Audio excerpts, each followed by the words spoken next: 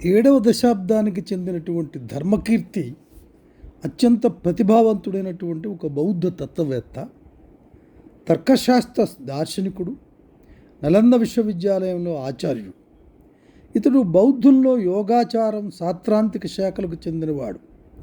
బౌద్ధ తత్వశాస్త్రంలో జ్ఞానమీమాంస, సాధికార తర్కవేత్త అయిన ఇతని రచనలు మీమాంస, న్యాయ, శైవ శాఖలకు చెందిన సనాతన ధర్మత పండితులనే కాక జైన పండితులను సైతం ప్రభావితం చేశాయి. ఇతని ప్రమాణవార్తిక అతి ముఖ్యమైన గ్రంథం. సరైన జ్ఞాన సాధన ప్రమాణాలపై వ్యాలిడ్ నాలెడ్జ్ ఇన్స్ట్రుమెంట్స్ రాయబడినటువంటి గ్రంథం భారతదేశం, టిబెట్లో సాధికార రచనగా గుర్తింపు పొందింది. అనేక మంది ఈ గ్రంథంపై వ్యాఖ్యలు రచించారు. రాహుల్ సాంకృత్యాయన్, రష్యా దేశపు తత్వవేత్త స్టెర్బాట్స్కీ ధర్మకీర్తిని భారతదేశపు కాంట్గా ప్రశంసించారు. బౌద్ధ ధర్మంలో six great ornaments of Nalanda university చెప్పబడినటువంటి 6 గొప్ప వ్యాఖ్యాతలలో ధర్మకీర్తి ఒకడు. ధర్మకీర్తి జీవిత విశేషాల గురించి తక్కువగా తెలుస్తున్నాయి. 7వ శతాబ్దానికి దరిదాపుల 6-7 శతాబ్దాలకు చెంది ఉంటాడని భావిస్తారు ఎక్కువ మంది పండితుల అభిప్రాయం.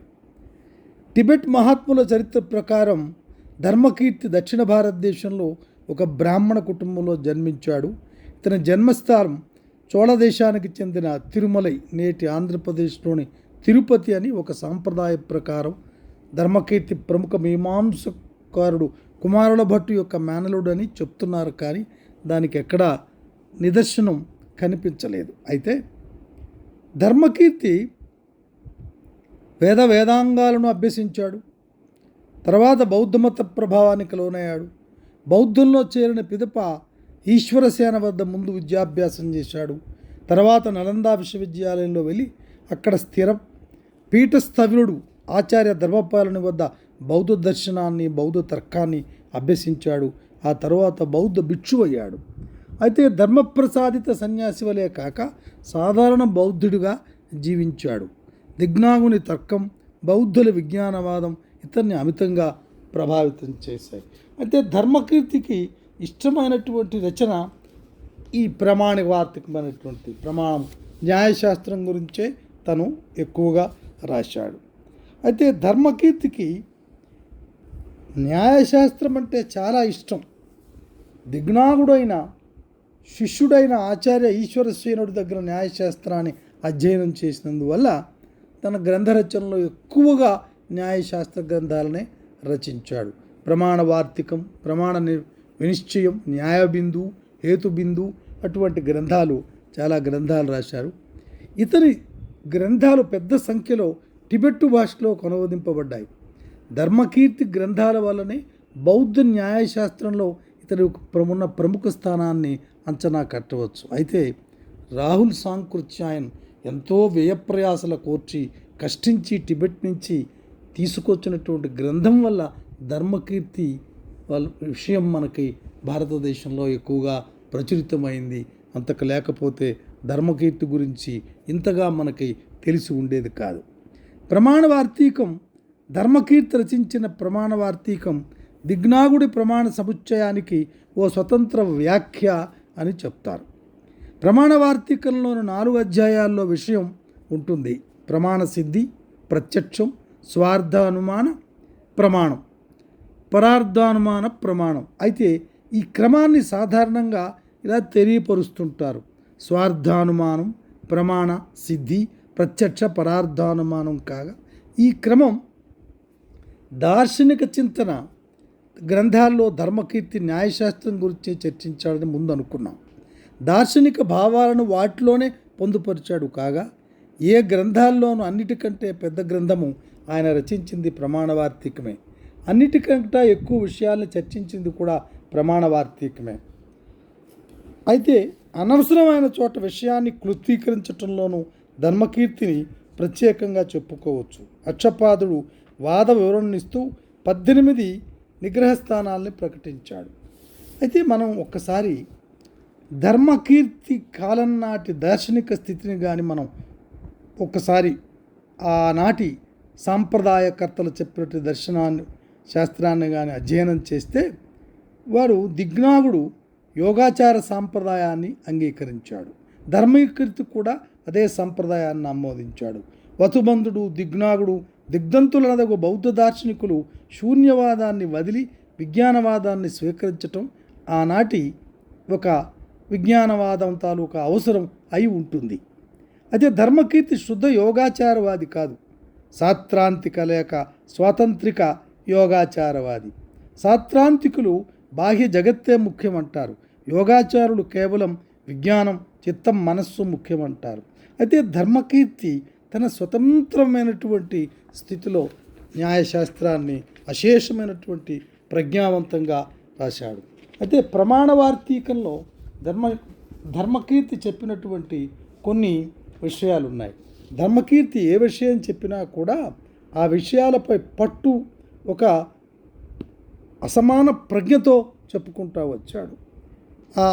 మనం చూసినట్టయితే ఆయన మూలాల్లో ఈ ఎన్నో అర్థవంతమైనటువంటి రచనలు కనిపించాయి. అర్థవంతమైన రచనలతో పాటు తనకున్నటువంటి సంస్కృతం మీద ఉన్నటువంటి పట్టు, ఆ పట్టు మనకి తెలుస్తుంది. ఆ పట్టు చాలా గొప్పదైనటువంటిది. ఇప్పుడు ఒక ఉదాహరణకి ఆయన ఒక అద్భుతమైనటువంటి శ్లోకం ప్రమాణవార్తిక నుంచి మనం చూద్దాం.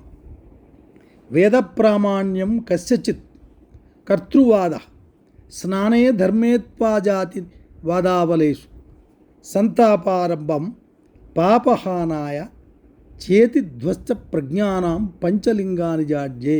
అంటే వేదం ప్రమాణమని నమ్మడం, ఎవరో సృష్టికర్త ఉన్నాడని నమ్మడం, స్నానాదులు చేయడంలోనే ధర్మం ఉందని నమ్మడం, జాతివాదం పైన గర్వించటం, పాపం తొలగించుకోవటానికి శరీరాన్ని ఉపవాసాల ద్వారా, కఠోర తపస్సు ద్వారా కష్టపెట్టడం, ఈ 5 మతిభ్రష్టులైన మూర్ఖుల లక్షణాలు అని తెగించి చెప్పాడు. అంటే అంతటి నిర్భీతితో తన చింతనని, తను నమ్మినటువంటి విషయాన్ని ధర్మకీర్తి చెప్పాడు. ఆయన అనేక వాదాల గురించి విశేషించి చెప్పాడు, కానీ కొన్ని వాదాలు మాత్రం మనం తెలుసుకోవటానికి ప్రయత్నం చేద్దాం. ఆయన వాదనలో విజ్ఞానమే అసలైన పదార్థం. మనం ఒక వస్తువును చూస్తాం, ఉదాహరణకు వస్త్రమే అనుకోండి. మనకు ఏం కనబడుతుంది? వస్త్రము యొక్క రంగు ఎరుపో, నీలమో, ఆకుపచ్చనో చూస్తాం.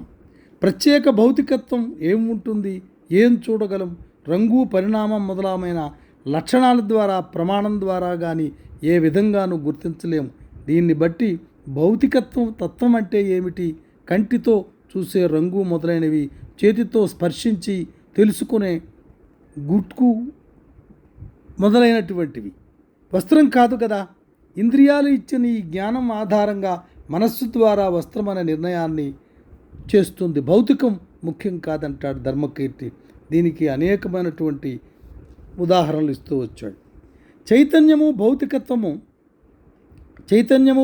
తత్వము విజ్ఞానం యొక్క 2 రూపాలు. విజ్ఞానంతో కలిసి చిత్తం అనేది ఉంది. అదే సుఖదుఖాలను స్వీకరిస్తుందని అందరికీ తెలుసు. అయితే బాహ్య రూపాలైన కొండ, వస్త్రం లాంటి భౌతిక తత్వాలు విజ్ఞానానికి భిన్నమైనవి కావు. విజ్ఞానం యొక్క మరొక అధివాస్తవం కాదు. దీన్ని బట్టి ఒక విజ్ఞానం లోపల చిత్తం రూపంలో కష్టసుఖాల్ని స్వీకరించే గ్రాహకంగా ఉంటుంది. బయటకు కనిపించకుండా వస్త్రం లాంటి గ్రాహ్య పదార్థంగానూ ఉంటుంది. 2 విజ్ఞానం యొక్క రూపాలే అవుతాయి. అలా అనుకున్నప్పుడు ఒక ప్రశ్న ఉదయిస్తుంది. సర్వము విజ్ఞానమే అయినప్పుడు చైతన్యము, భౌతిక తత్వము అని 2 విధాలుగా ఎందుకు ప్రకటింపబడాలి? ఒకటిగానే ఉండవచ్చు కదా అనే ప్రశ్న ఉదయించినప్పుడు దానికి ధర్మకీర్తి ఈ విధంగా చెప్తున్నాడు. విజ్ఞానం 2 రూపాలుగా లోపల చిత్తం రూపంలోనూ, గ్రాహకంగా బాహ్యమైన కొండ వస్త్రం రూపంలోనూ గ్రాహ్యంగా కనపడటం సత్యం కాదు. అది కేవలం భ్రమ మాత్రమే. గ్రాహకం, గ్రాహ్యం ఈ రెండింటిలో ఏ ఒక్కటి లోపించినా 2 లేకుండా పోతాయి. గ్రాహకం లేకపోతే ఇంకా గ్రాహ్యం ఉందని ఎలా చెప్పగలం అని అద్భుతమైనటువంటి తర్కాన్ని ప్రదర్శించి చెప్పినటువంటి వాడు. అలాగే క్షణికవాదం గురించి కూడా అన్నీ అనిత్యమైనవి అన్న సిద్ధాంతానికి చాలా ప్రాముఖ్యత ఉంది బౌద్ధంలో. ఈ అనిత్యవాదాన్నే తరువాత దార్శనికులు క్షణికవాదం అన్నారు. అభావం నుండి భావం ఉత్పన్నమైందన్నారు. ధర్మకీర్తి ఈ క్షణికవాదాన్ని మరి కూడా స్పష్టపరిచాడు. ప్రతి ఒక్కటి నశించే తత్వం కలదన్నాడు. దీన్నే జ్ఞానశ్రీ భావరూపమైన ప్రతి ఒక్కటి క్షణికమైనది అని చెప్పాడు. సంస్కారాలన్నీ ఉత్పన్నమైన పదార్థం అనిత్యాలే అన్న బుద్ధవచనాన్ని ఉదహరిస్తూ ఉత్పన్నమయ్యే స్వభావం గల ప్రతి ఒక్కటి నాశ స్వభావాన్ని కలిగి ఉంటుంది అన్నాడు. అనిత్యం అంటే ఏమిటి అన్న ప్రశ్నకు ధర్మకీర్తి ఇలా వివరణిచ్చాడు. మొదట ఉండి తర్వాత లేకుండా పోయే పదార్థం దాన్ని అనిత్యమైంది అంటామని అత్యద్భుతమైనటువంటి నిర్వచనం ఇచ్చాడు. అలాగే నాశం అహేతుకమైనటువంటిది అన్నాడు. ప్రమాణం వరకు వచ్చినప్పుడు ప్రమాణం గురించి ఒక అద్భుతమైనటువంటి ఒక నిర్వచనం చెప్పాడు. ప్రమాణం అనేదియో ధర్మకీర్తి ఈ విధంగా వివరిస్తాడు. అది సంవాది అనగా వస్తుస్థితికి విరుద్ధము కానిది, అజ్ఞాతార్థ ప్రకాశం కానిది యొక్క జ్ఞానమే ప్రమాణం. అంటే జ్ఞానమే ప్రమాణం అని చెప్తున్నాడు. అవి సంవాది జ్ఞానం అనేమి కల్పనపై ఆధారపడక అర్ధక్రియాదిబగుతున్నది. దీనివలన ఏ జ్ఞానము యొక్క ప్రామాణ్యమైనను వ్యవహారము అనగా అర్ధక్రియాకారిత్వము లేదా ప్రయోగము నుండే సిద్ధించుచున్నది. ఇది ఒక అద్భుతమైనటువంటి నిర్వచనాన్ని ప్రమాణం గురించి చెప్పాడు. అయితే ఇంకా కొన్ని విషయాలు చాలా అద్భుతంగా చెప్పాడు ధర్మకీర్తి. మనశ్శరీరాల గురించి చాలా బాగా చెప్పాడు. ఈ రెండు మీకు చెప్తాను నేను. మనస్సు శరీరం ఈ రెండు పరస్పర ఆశ్రితముల విడితత్వముల లేదా ఒక్కటియేనా అని ధర్మకీర్తి చర్చించాడు. బుద్ధుడు ఆత్మ లేదని వాదిస్తాడు. దాని స్థానే వారు మనస్ చిత్త విజ్ఞానము అని అంగీకరిస్తారు. ఈ మూడును పర్యాయ పదాలే. మనస్సు శరీరము కాదు, అది శరీరమును ఆశ్రయించుకొని ఉన్నది. ఇంద్రియములు శరీరమందు ఉంటాయి. ఇంద్రియములు వినా బుద్ధి జ్ఞానము ఉండదు. అట్లే బుద్ధి వినా కేవలము ఇంద్రియములు ఉండవు. ఈ ప్రకారము బుద్ధి ఇంద్రియములు అన్యోన్య హేతుకములు అనగా ఒకదానిపైనొకటి ఆధారపడి ఉన్నవి. దీని వలన మనస్సు కాయము శరీరము అన్యోన్య హేతుకములని తేలినది. మనస్సు శరీరము కాదు. మనశ్శరీరములు ఈ ప్రకారముగా పరస్పరాశ్రితములై అవినాభావ సంబంధం కలిగి ఉంటాయి. మనస్సు ఎప్పుడు కూడా శరీరము నుండి భిన్నము కాదని, అది శరీరం యొక్క అంశమని లేదా మనశ్శరీరములు రెండును భౌతిక తత్వము యొక్క వికాసములనియో, అందువలన వాటి తత్వములో భేదమేదియు లేదనియు అనగా భూతము నుండి ఏ చైతన్యము చైతన్య భూతము అన్నటువంటి పరివసానమునకు మనం కొనిపోవచ్చునని చాలా అద్భుతమైనటువంటి ఆర్గ్యుమెంట్ ఇచ్చాడు ధర్మకీర్తి. ధర్మకీర్తి ఇంకా దిగ్నాగుని చెప్పినటువంటి విషయాలను చెప్పాడు. ఇంకా అనేక విషయాలను చెప్పాడు. అయితే ఇంకొక అద్భుతమైనటువంటి దిగ్నాగుడు దగ్గర నుంచి తీసుకొని వచ్చినటువంటి మనకి చెప్పాడు. ధర్మకీర్తి చెప్పినటువంటి సిద్ధాంతాలన్నీ కూడా న్యాయ ప్రమాణం. ఆయన సృష్టించినటువంటి, ఆయన ఏ చింతన బౌద్ధంలో నుంచి తీసుకొచ్చినటువంటి వాడో తను ఆ చింతనలో నుంచి మాత్రమే నిర్వచించాడు. ఆ నిర్వచించినటువంటి విధానం చాలా అద్భుతమైనటువంటిది. ముక్తి సాధన కానీ ఏదైనా సరే ఆయన చెప్పినటువంటిది చాలా అంశాలు చెప్పాడు. ఇప్పుడు దిగ్నాగుని విరచితమైన అనేకమైనటువంటి స్వార్థానుమానం, ప్రమాణ సిద్ధి, ప్రత్యక్ష ప్రమాణం, పదార్థానుమానం, ఇవి అనుమతి అపోహ యొక్క సిద్ధాంతం యొక్క నిర్మాణాలు రకాలను చర్చిస్తుంది. అయితే ఏది నమ్మటము ఏది నమ్మకూడనటువంటి విషయము జ్ఞానమీమాంసలో అద్భుతంగా చర్చించినటువంటి వాడు ధర్మకీర్తి. ఇంతటి బౌద్ధ ప్రామాణిక దర్శనాన్ని నిర్మించినటువంటి ధర్మకీర్తి గురించి మనం ఎంతైనా చెప్పవచ్చు, కానీ నేను చాలా చాలా క్లుప్తీకరించి చెప్పాను. ఎందుకంటే ధర్మకీర్తిని సమీక్షించి రాయటం తక్కువగా చెప్పటం అనేది చాలా కష్టమైన విషయం. నా ముఖ్యోద్దేశం ఏమిటంటే భారతీయ దర్శన శాస్త్రాలని పరిపుష్టి చేయటంలో అద్భుతమైనటువంటి పాత్ర బౌద్ధ దార్శనికులు కూడా పోషించారు.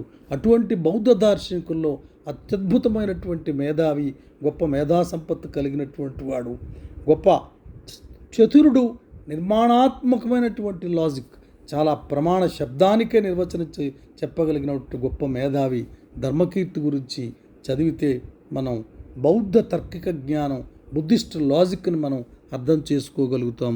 Thank you very much.